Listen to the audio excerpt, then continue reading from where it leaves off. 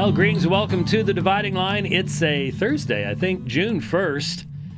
Everybody knows it's June 1st. I don't remember when this all started happening, but it's definitely June 1st.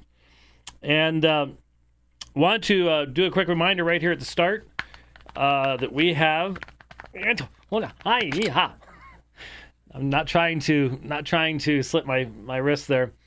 A beautiful knife up for auction on our Facebook site from Derek Melton.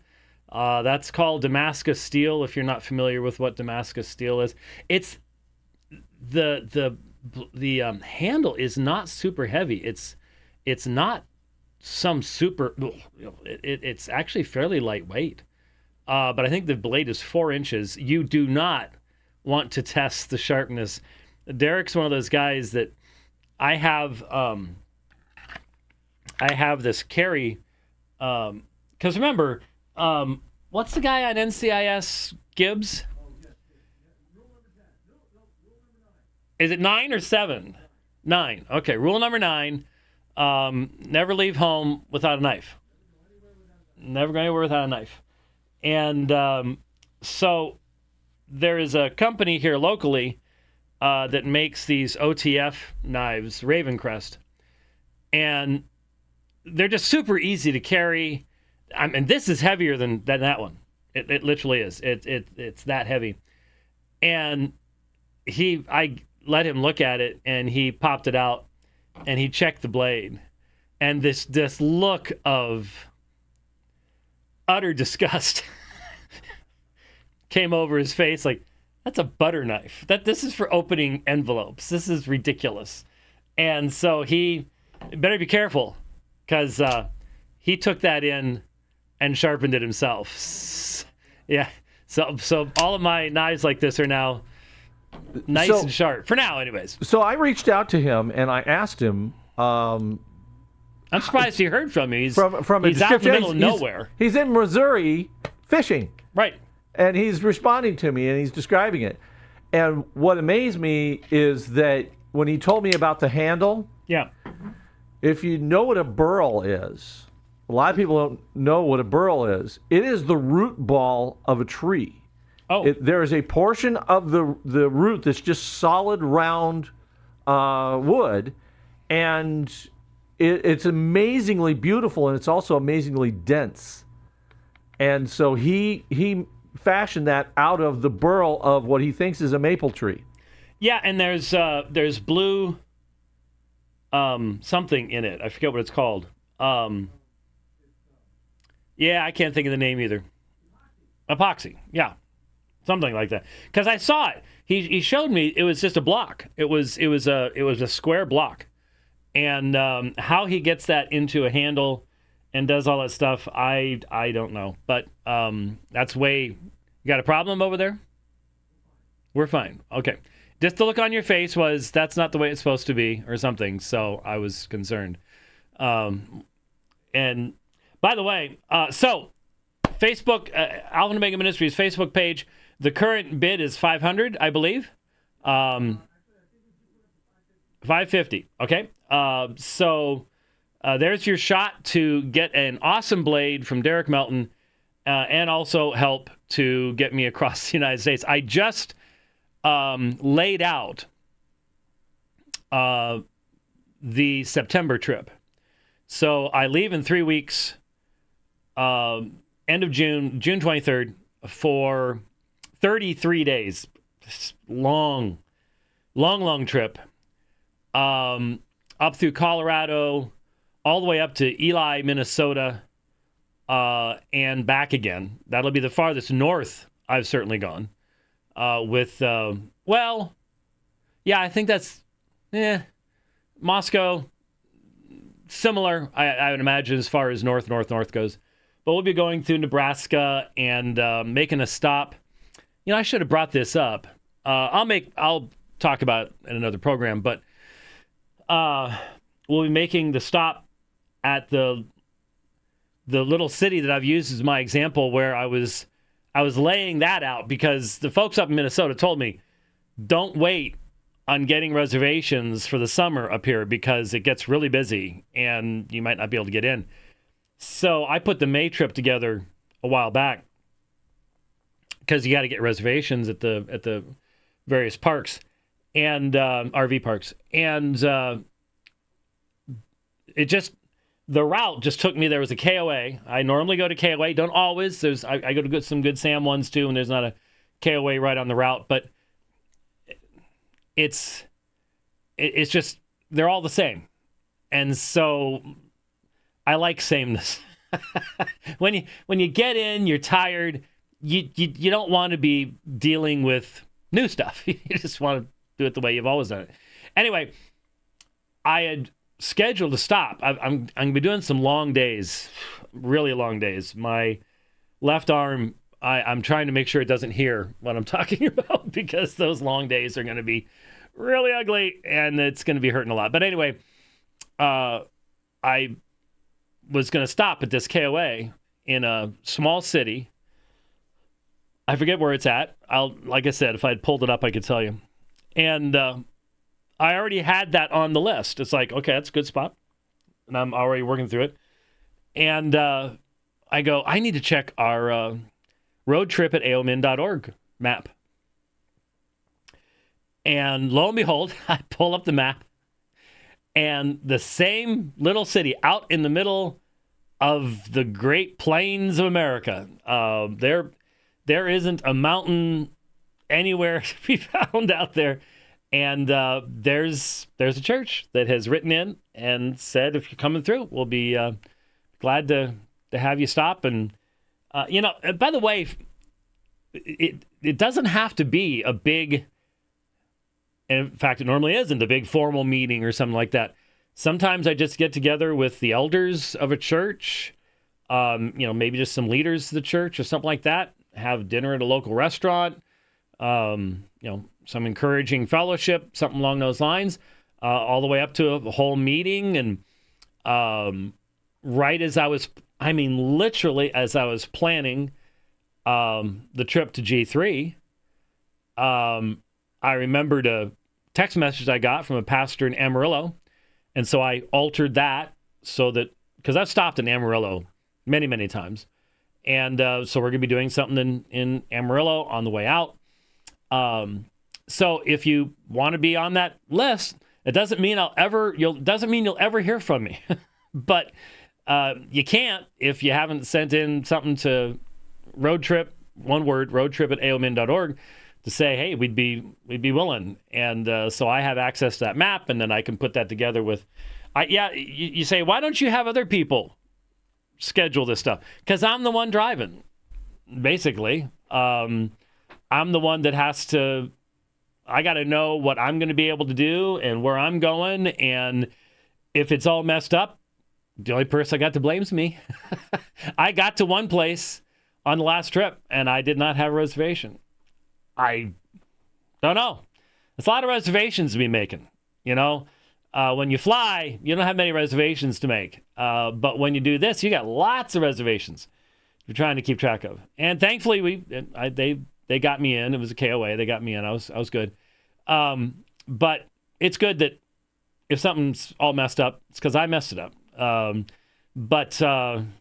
Yes, sir. You raised the microphone for some reason. I was just going to say, because Rich isn't going to be here next week, so I have a feeling that Rich needs to get some comments in today, because he knows that next week, no comments. Yeah, well, we're going to make sure that you're ready to go. When you put yourself over on that side on the screen, you're just staring at the edge of the screen. Yeah. And if you're over on this side, it looks like you're more looking across the way. But right now, when you're on that side of the screen, it's sort of silly. But anyways, go ahead. Well, I just, Jan has put so much work into that map. And then when you look at that map now, it's impressive. It's amazing. Yeah. There are so many dots. I don't know how many dots we have right now, but there has to be, a few hundred, you think? Yeah. Yeah. Yep. No. And if you're, and when I travel, people don't hear me saying that. They're like, boy, we wish we had known. It's like, well, we keep telling everybody about it. So get your church in there, and that way we can get in touch with you. So, like I said, I have about 3 weeks now. Yeah, 3 weeks from tomorrow. 3 weeks from tomorrow is when I pull out again, and that's a big long one. But the one in September, there's going to be a conference in the Lancaster, Pennsylvania area, and people ask me to mention things like this. I can't tell you how many people I've had come up to me at a conference going, if you hadn't mentioned it just in passing on the dividing line, I never would have known. There is a conference in the Lancaster, Carlisle, Pennsylvania area. And I'll be speaking at that. And the venerable, wow, that's an interesting term. The venerable Christopher Arnzen. How's that? If you're going to say venerable, you shouldn't say Chris. You need to say the full name. What? Christopher. Yes, the venerable. If I knew his middle name, I would throw that in there just for the fun of it. Yes, Sir Christopher Arnzen. I'm not sure who knighted him, but I think we did that in Tuscarora one night when we didn't know what we were doing. But anyway, the venerable Christopher Arnzen is working on arranging a debate as a part of that conference. I hope that works out as well. And Chris could sell sand to Arabs and ice to Eskimos. So and they would enjoy it. Yes, they would want more. They would be asking for more, please, sir. So anyway, of course, the venerable Sir Christopher Arnzen is the host of the Iron Sharpens Iron radio program. Look it up online and listen in. I was on just recently. So that's going to be the weekend before G3. And then I shoot down from Pennsylvania to Atlanta.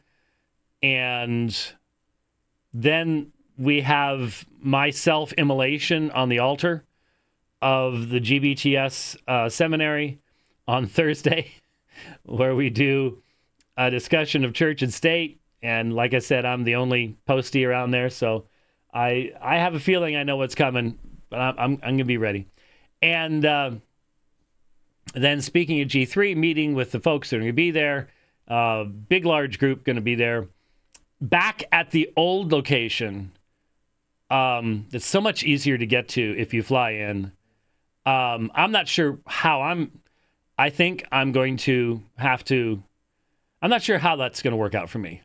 Right now, my plan is to do what I've done before and park at Praise Mill Baptist Church, but it's a huge drive in. And hopefully my wife's going to be able to join me this year. And so we'll probably stay at one of the hotels there a couple nights. I haven't stayed in a hotel except when I picked up the truck. That's the only time I've stayed in a hotel for a long time. And I'll be perfectly honest with you, that's fine with me. Very, very fine with me. But then on the way back, we're going to be stopping in Louisiana. Going to take the southern route home. And there's Dear Brother down there, fine church near Shreveport. No, not Shreveport. I, again, should have pulled this stuff up so I could see the map. Anyways, we're going to be in Louisiana. We'll put all this stuff on the website. And we're going to do some stuff on reliability of Scripture on the way back right after G3. I can't be too slow because I've got to get back before October 7th because we have a little old celebration here in Phoenix for the 40th anniversary of Alpha and Omega Ministries. And if I were to miss that, that would probably be somewhat inappropriate. So I think I get back like 3 days before that at the most, 2 or 3 days.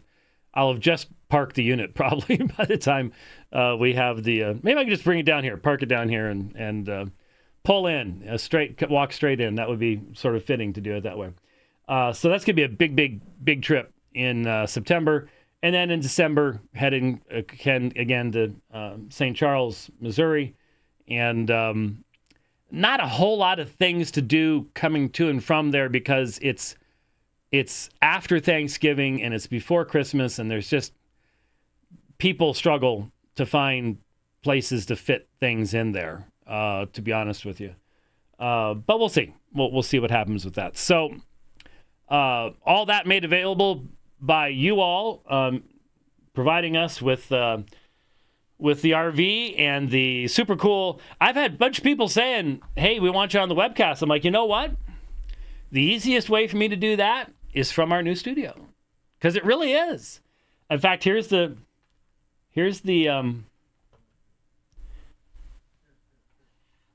okay, there's the it's not plugged in, it's not powered on right now, but that's called an ATEM Mini Pro, and that's the one from the studio in the RV. So it's going to go back in the studio in the RV, obviously.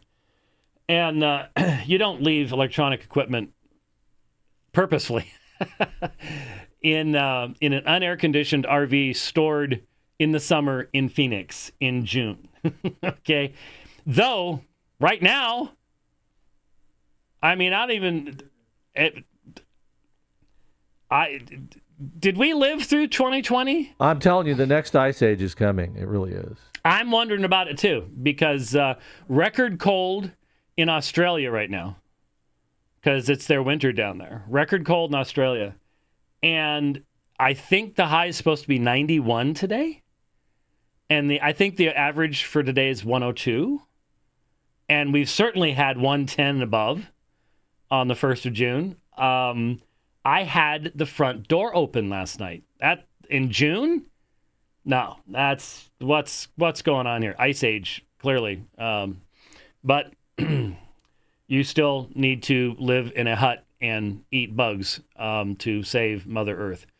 Biggest fraud ever perpetrated on mankind. It is astonishing how many people will not even sit back and go, oh, it was... In fact, I read a story. I want to track it back down. I read a story about a retreating glacier. See? It's heating up. A retreating glacier that revealed a Roman road. A road from the Roman period. Now, first of all, it tells you Romans knew how to make roads. Why don't we? It's just, the tech has existed for a long time, but we can't seem to make roads. Every time I fall into a crater on an interstate, I just remind myself, this would not have happened if the Romans were in charge. They knew how to make roads that would last forever. But the point is, if a retreating glacier exposes a road from the early medieval, late classical, late antiquity period, right when Rome's falling, doesn't that tell you something? Yeah, it means it was much warmer in the past than it is today. And I've said this over and over again. You go to north of England, you go up into Scotland and Ireland and Northern Ireland and places like that.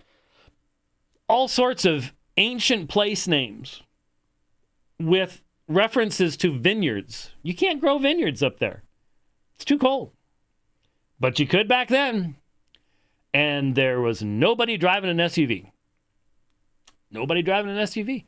And every time I ask that, I go, okay, could someone explain from the other side how it was warmer in the past than it is now, given that your whole theory is that a gas that accounts for less than 1/10 of 1%, well, 4/10 of 1% of the atmosphere is the big thing. It's carbon dioxide. That's all. We have to be net zero.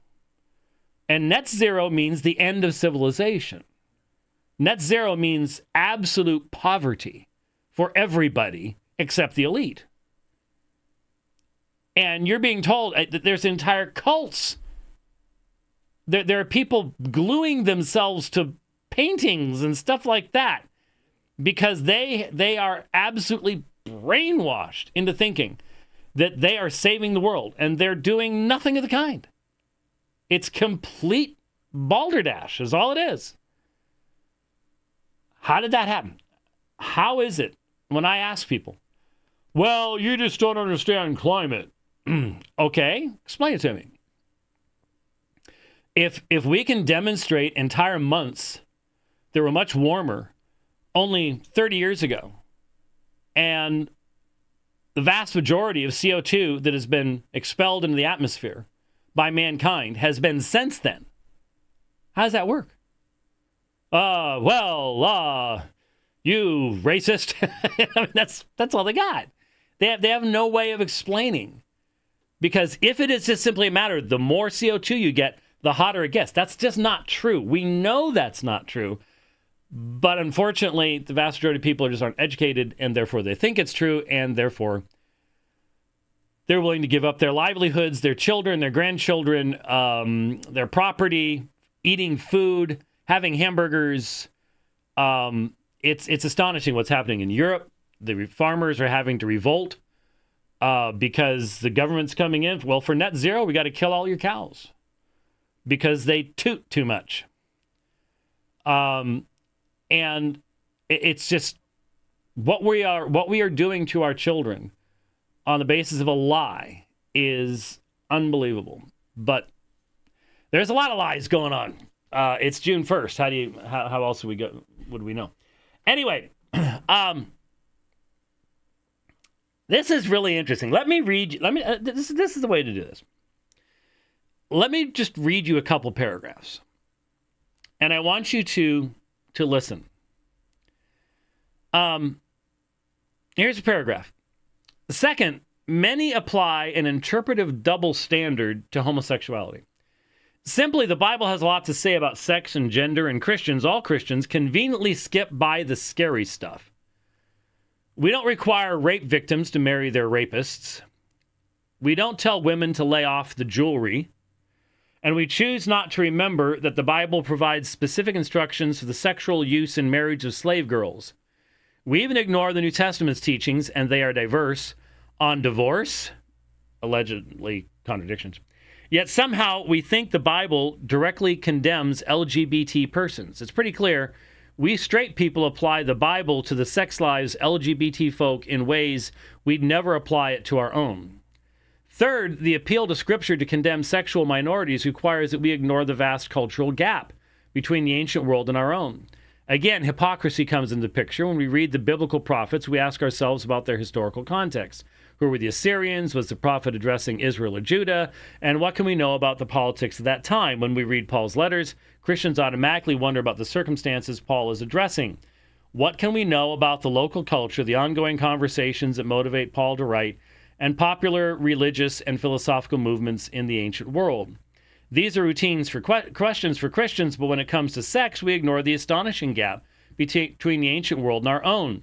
Not one biblical marriage resembles marriage in our society. No biblical couple meets, falls in love, and mutually chooses a lifetime of companionship. Some would see Ruth as an exception, but Ruth marries for survival. So patriarchal was the culture that the Bible defines adultery only in terms of one man's offense against another, with everything depending on the woman's status as married or betrothed. Many people are surprised to learn this. This is not to deny that ancient couples grew to love one another deeply. It is simply to point out how far our culture is removed from that of the Bible. So, okay. Likewise, our concepts of homosexuality, sexual orientation, and gender identity have no counterparts in the ancient world. Free adult men frequently had sex with their wives, with prostitutes, with male and female slaves, and with other people they could find. In the ancient world, same-sex sex was almost always exploitive in nature. No one was talking about homosexual identity or seeking egalitarian same-sex marriage in the ancient world. When it comes to homosexuality, the Bible simply isn't talking about what we're talking about. Those who misuse the Bible to condemn gays choose to ignore this reality. So, there's a very, very standardized, modern, progressivist perspective. Fundamentally, especially that last paragraph, but the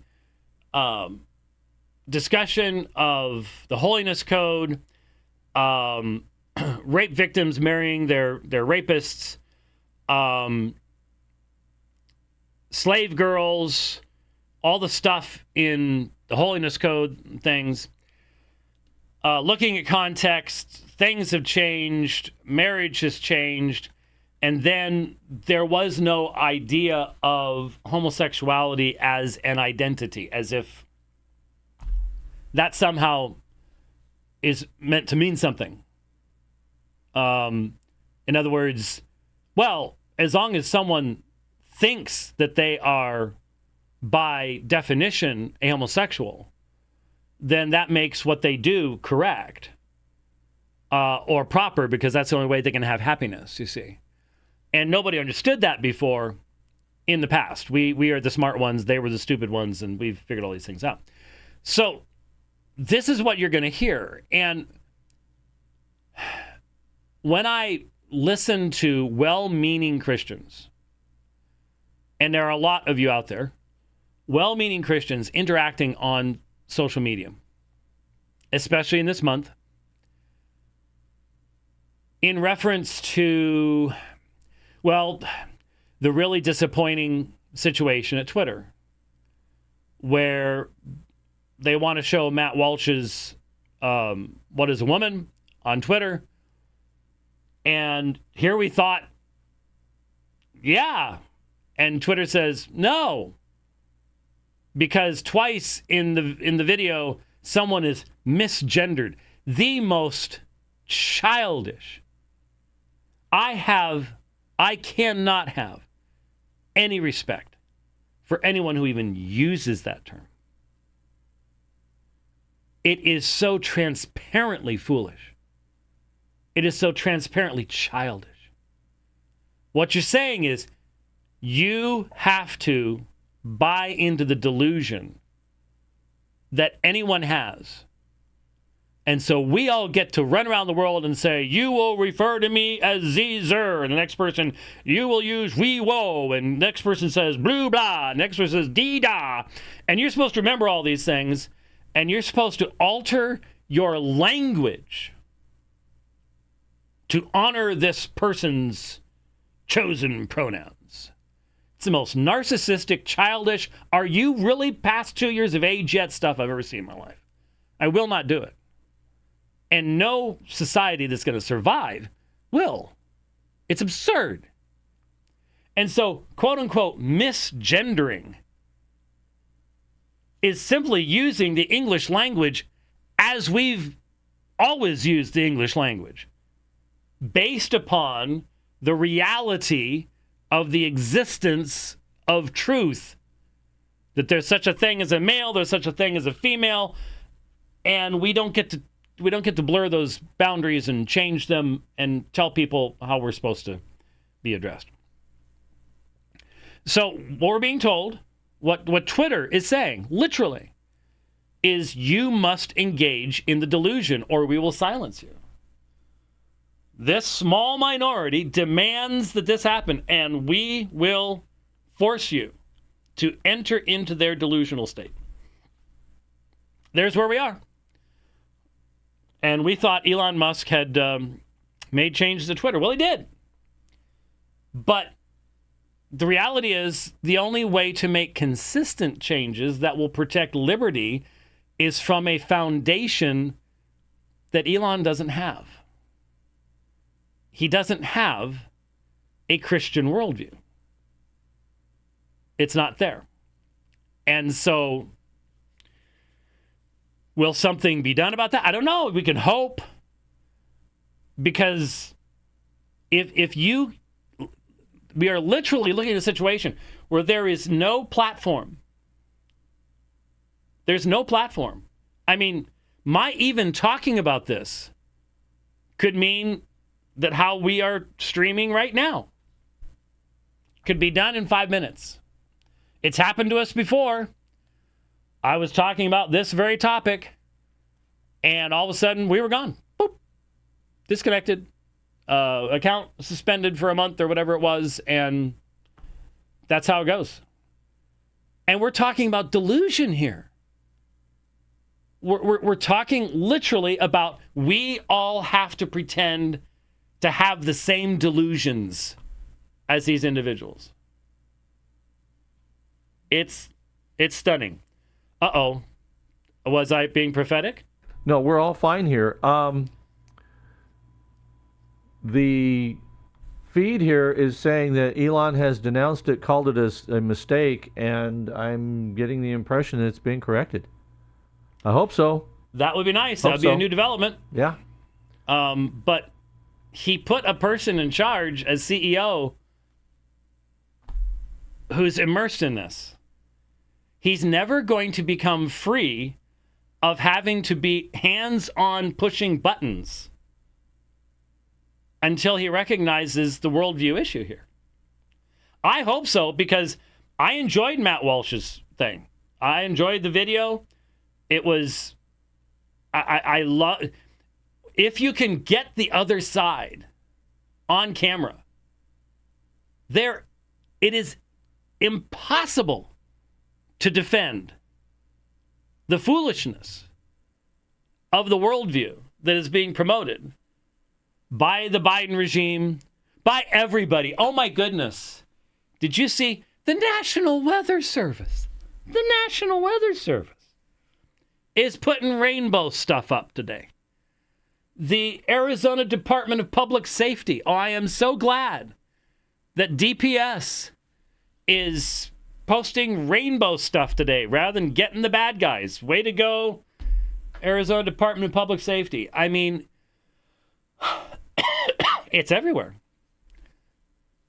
That's the world that we live in, that we're facing. And so, back to what I was reading, sorry. I watch Christians trying to interact with this stuff. I realize the vast majority of believing evangelical Christians do not want to read pro-homosexual literature. I don't either, but I have. And I still do, not as much as I used to. I've lost track.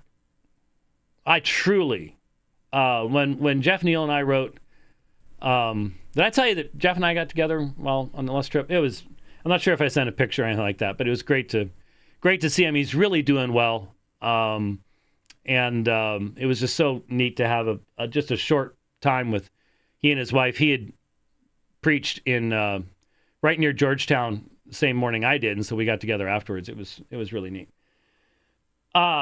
When Jeff and I wrote the same-sex controversy right at the opening of this century, that sounds old, doesn't it? Right at the beginning of this century.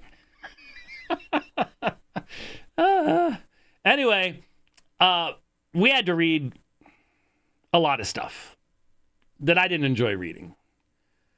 And I remember thinking, even at the time, I remember I was at I don't remember if it was something for Josh or Summer.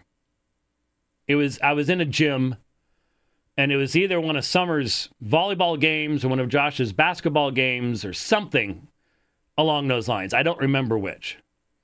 Might have been this gym right over here, now that I think about it. In fact, I think it was.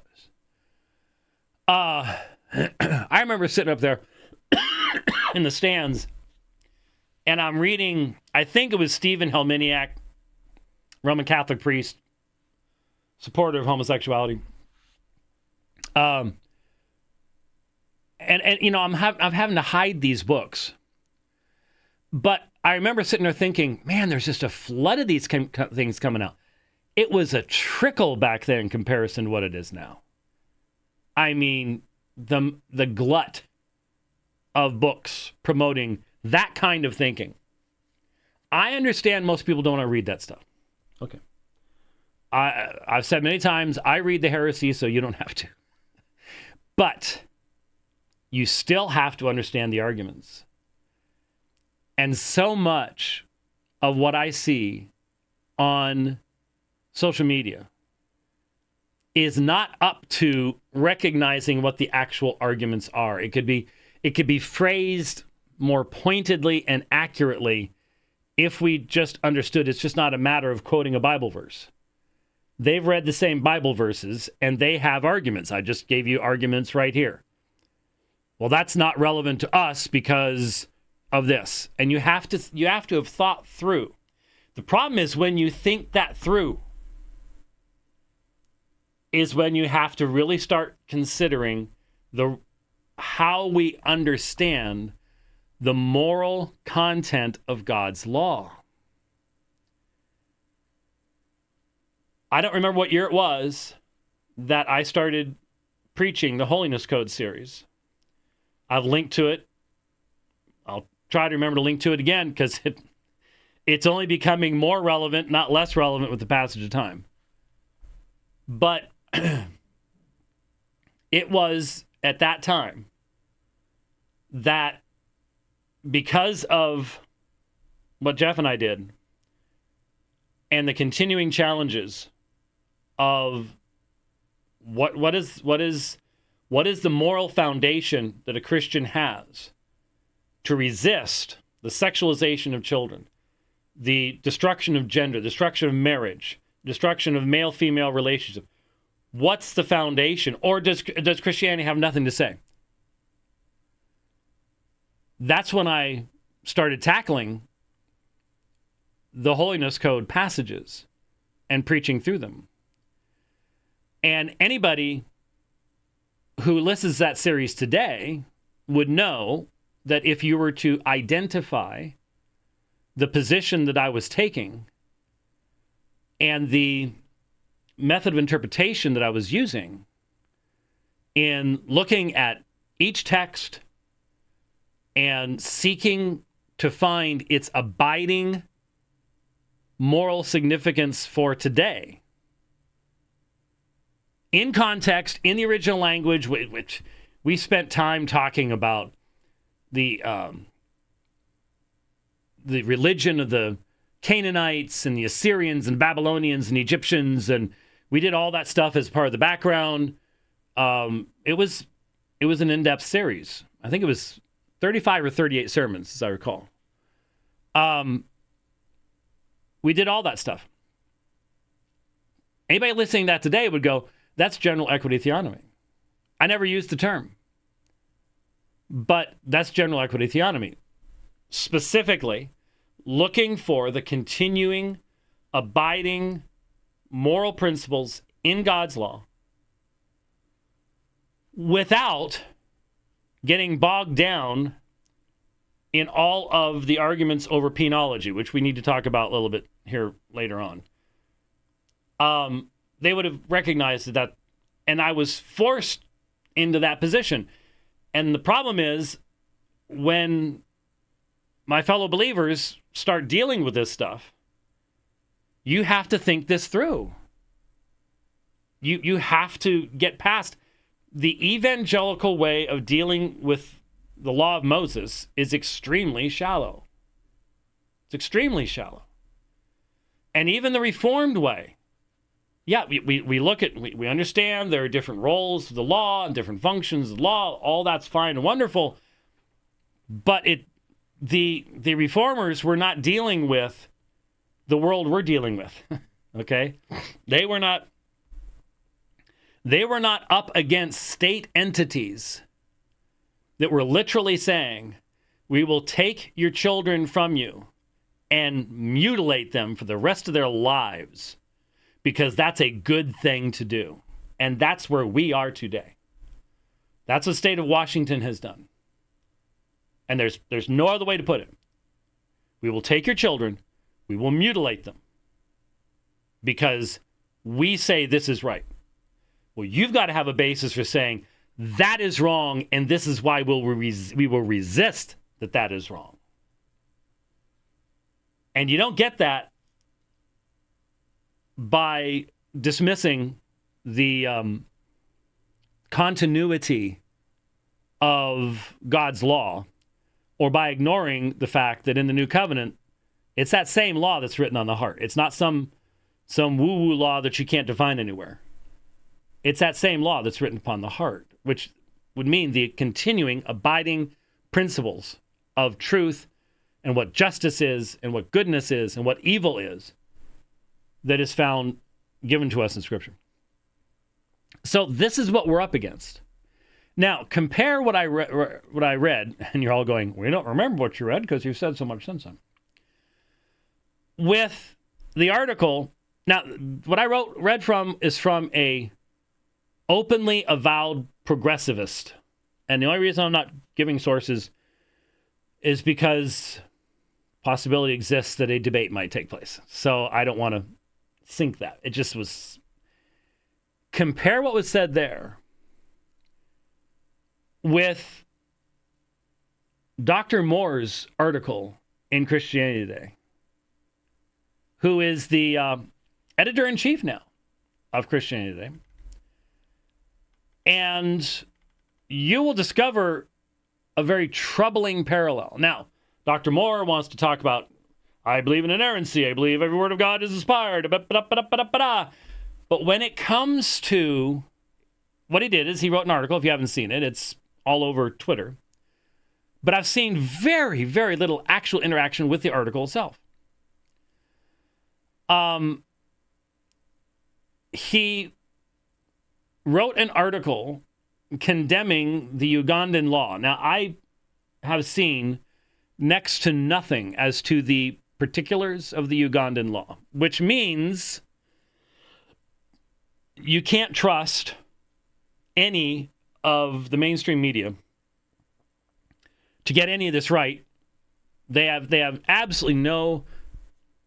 You know, when I was in school, we were taught certain standards of what journalism was supposed to be. They obviously don't teach that anymore.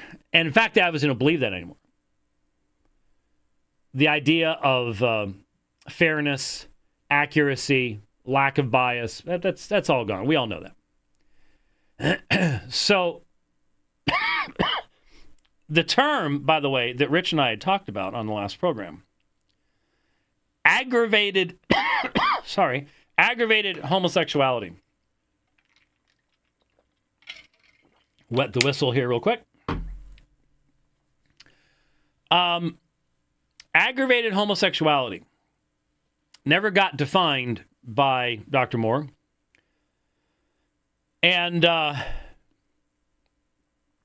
here's a description of the law. The new law would call, because what you're hearing is the new law calls for the death penalty for homosexuality, period. If you find out to be a homosexual, they take you out and shoot you the next day.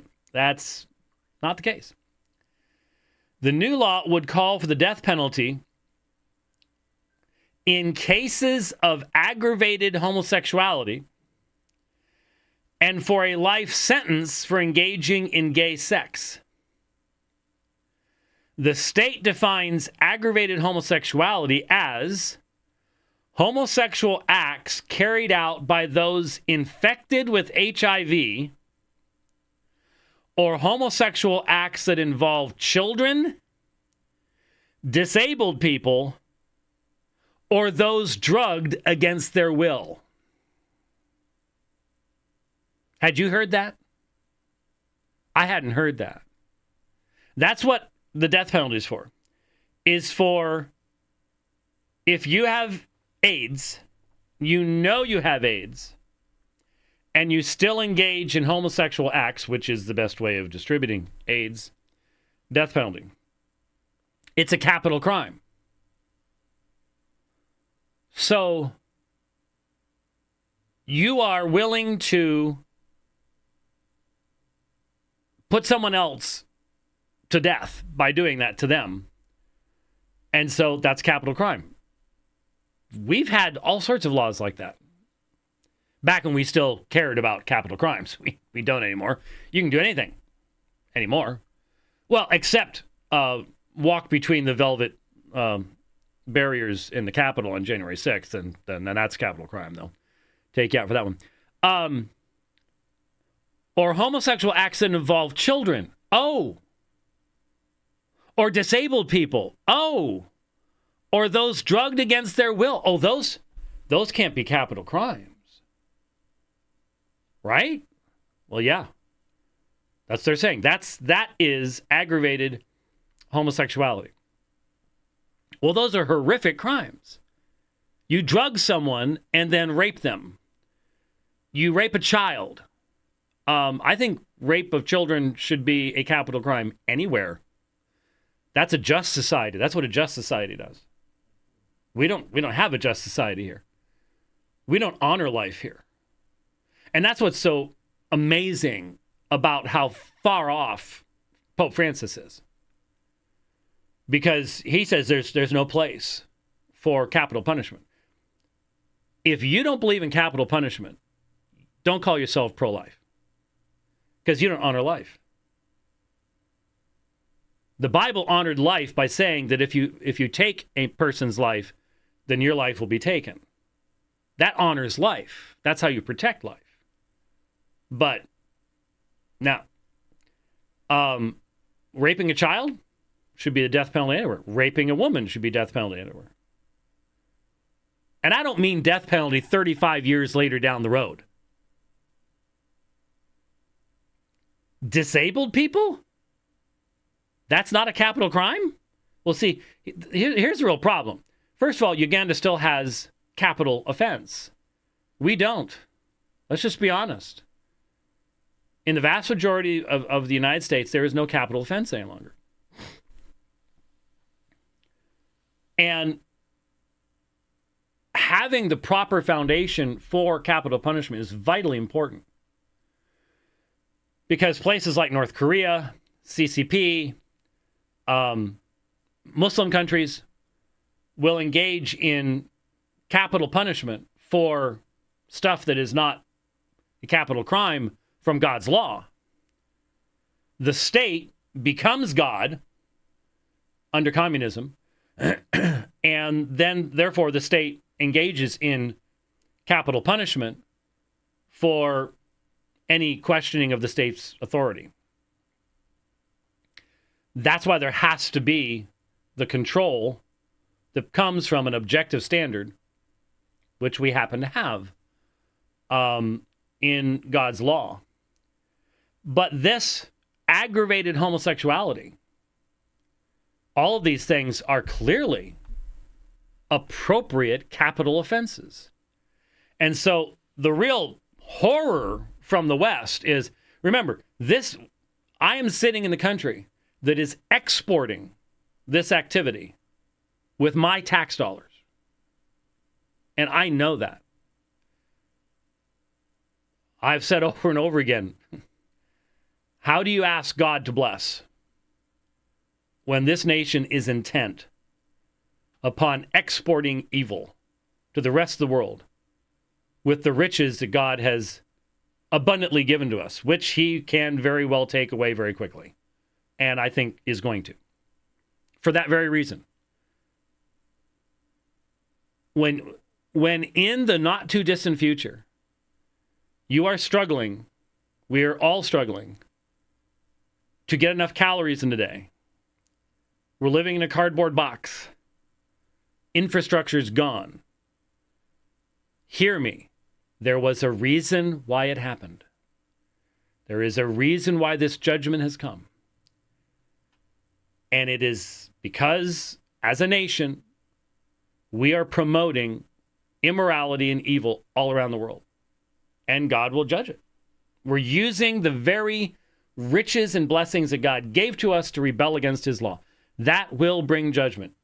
That is not a popular thing to say. I get that. I understand it is not popular to tell people these things. Doesn't matter. Has to be said. Has to be said, has to be warned. We have to be faithful to that. So, it's fascinating to me that basically what Dr. Moore does in this article, he says, misinterpreting, he talks about context.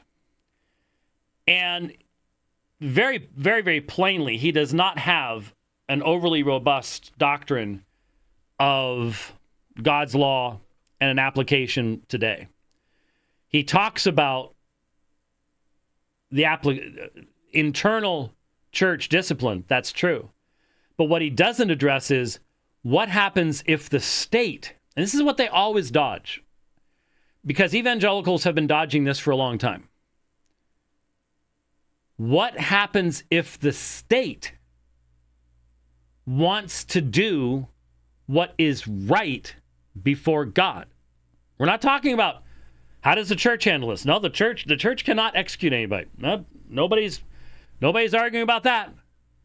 But if the magistrate comes to the church, if your church, okay, Jeff just got back last night. Jeff Durbin got back last night from, I believe he was Alabama.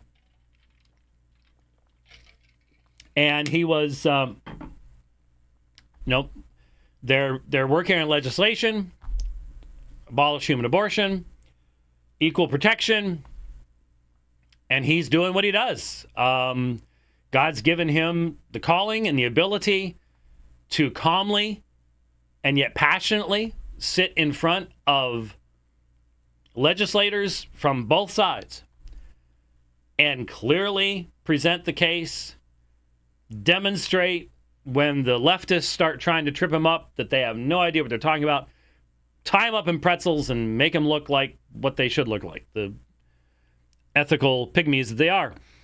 And if, let's say that the governor of the state of Arizona, which we currently don't really have one, we've got a puppet that stole it, but other than that, let's say in the not too distant future when something like this might happen, the governor of the state of Arizona comes to Jeff Durbin, says, you have for years been promoting the end of human abortion. We have come to see it. This is what we want, God's blessing in our state now. How do we get it? How do we get it? What's our standard? How do we deal with capital issues? How do we deal with marriage? How do we deal with gender? How do we deal with abortion? What's our standard? How do we do this consistently? Is the church supposed to sit there and go,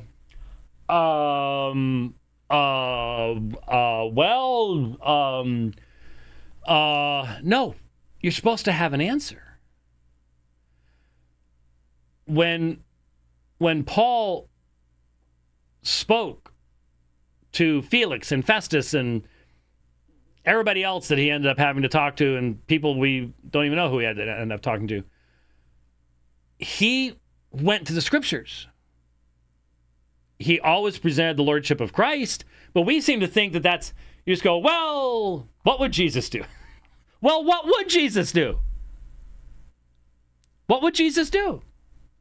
What would he point people to? Would he not point people to the very law that his death fulfilled the penalty of?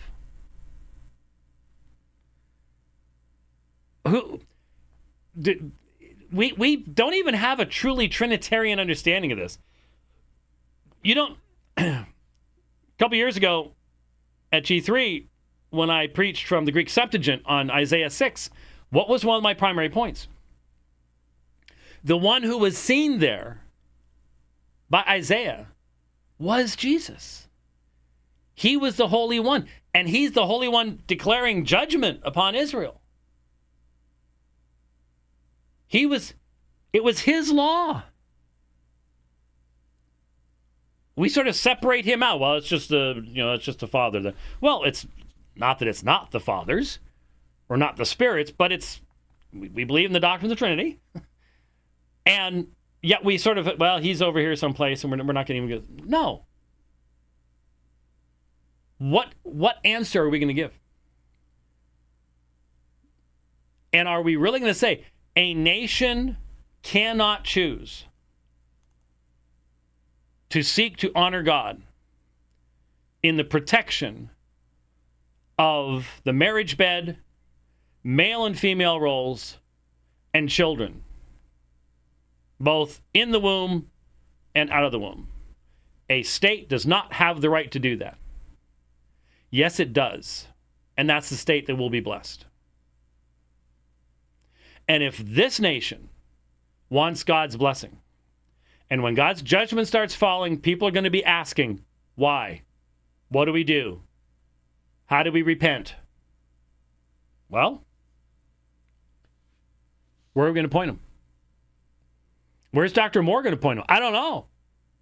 Well, if y'all were in the church, then we could do this. But, I just, I don't know. It's just, who knows? Got to have an answer. Got to have an answer. So it was really weird because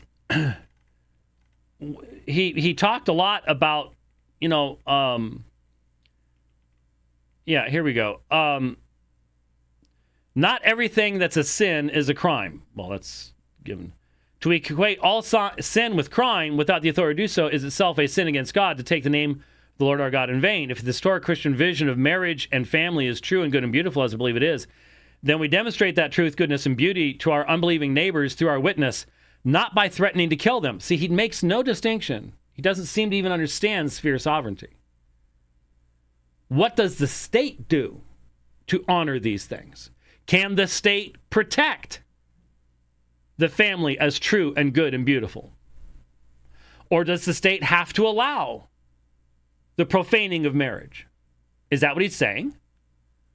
Is Dr. Moore saying that up until Obergefell, the state was wrong to forbid same-sex marriage? It sounds like what he's saying. I can't believe that, but it sounds like what he's saying. If it was right in 2014, why is it wrong now to forbid same-sex marriage? And then saying, unleashing the violence of state-ordained execution, imprisonment, and surveillance on gay and lesbian Ugandans is a condemnable act of authoritarianism and a violation of the self-evident and unalienable rights of life, liberty, and the pursuit of happiness. Really? Really? Do you think the founders would have agreed with you? Because they made all those things illegal too. Right? The people who wrote Life, Liberty, and the Pursuit of Happiness did not agree with your use of life, liberty, and the pursuit of happiness. But that aside, why didn't they? Because they had a Christian worldview they were working with. And I don't see that Russell Moore is still operating from a Christian worldview. He's drunk deeply at the secular state well. Who gets to define life and liberty and the pursuit of happiness? How do you define these things? The state gets to do that? This isn't unleashing the violence of state-ordained execution. But let's just stop. For what it actually calls for, are you saying it is wrong for a state to execute someone who rapes a child? That's what it's about. Didn't you read it?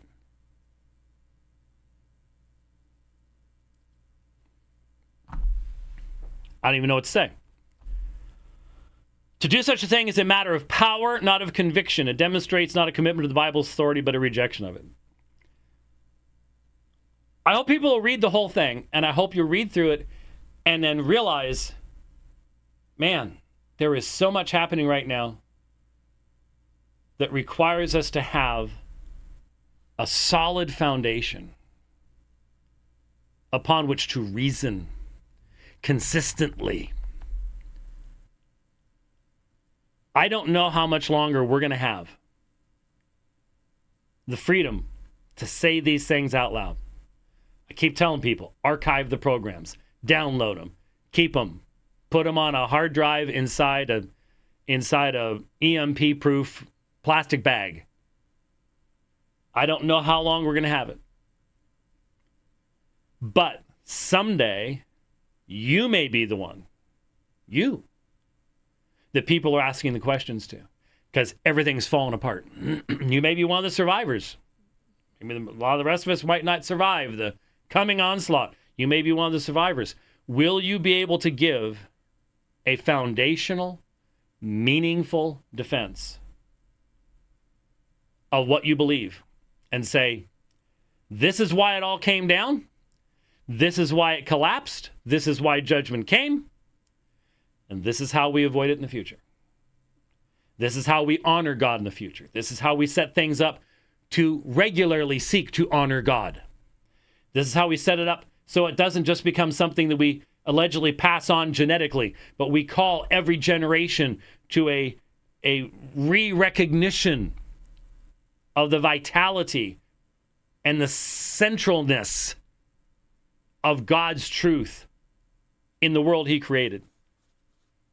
He's the one that wrote the owner's manual. And we've got to live by the owner's manual. That's all there is to it.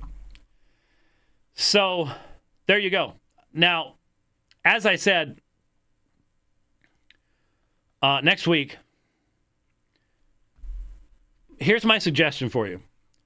If you've got one of those programs that can record stuff as it's streaming and stuff, fire it up, because the inevitable disasters that will come from my trying to run all this on my own will be worth recording, and you might want to send some of them in. They may play some of them for our 40th thing just to mock me.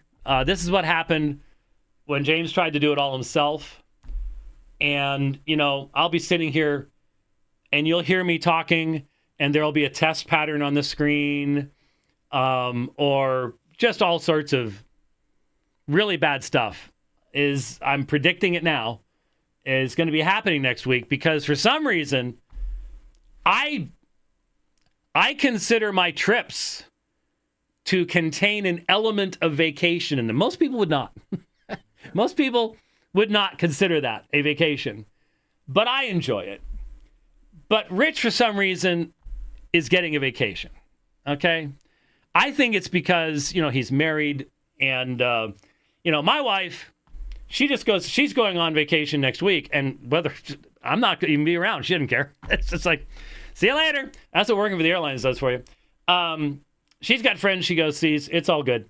But Rich is actually going to leave, and I don't even know where, but he's going to do the vacationing thing. And so I was getting close to doing most of it on the road. And from what he's saying, the way this thing is going to be set up over here is a way that I can do it on the road too. If, like, we got into a spot, because we could get into a spot where we have no connectivity to the outside world, where the park Wi-Fi is from 1998 and is like a 2400 baud modem. Some of you don't know what a 2400 baud modem is, but I know. I had a 300 baud modem once. That was fun.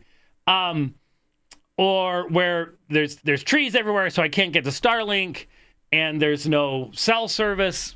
It still happens. There are places in the world where that takes place.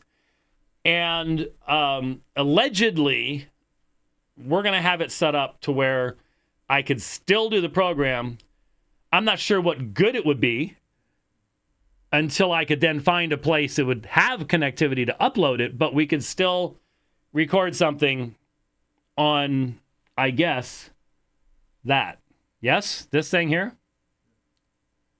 You said that's a 1 terabyte.